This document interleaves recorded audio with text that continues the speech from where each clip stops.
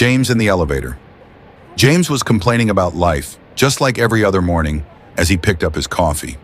Work, the boss, rent, exhaustion, everything felt piled up. He hadn't even found a seat on the metro.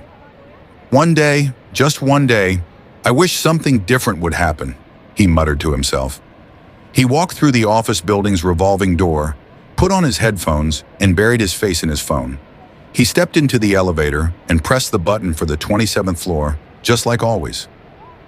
The doors closed, a slight jolt came, and then the elevator started rising. But something was off.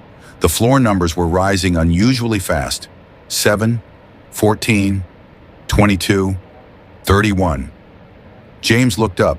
The 27th floor had already passed. He pressed the buttons frantically, but nothing worked. The lights suddenly went out, then flickered back on. The elevator stopped. Click. The doors slowly opened. Outside wasn't an office. It was a vast, star-filled void. There seemed to be no gravity, yet James stood firmly. In the middle, there was a large glowing circle. Around it stood 8 figures.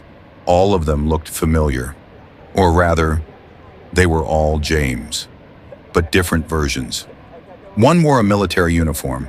Another looked like a rock star. One was old and wise, his face lined with years. One, James, smoked a cigar and looked incredibly wealthy.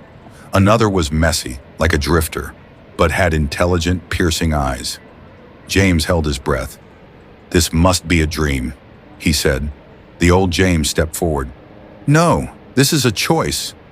Every day you make decisions, to wake up or snooze, to go to work or walk away, to speak your heart or stay silent. Every choice creates a different James. We are the results."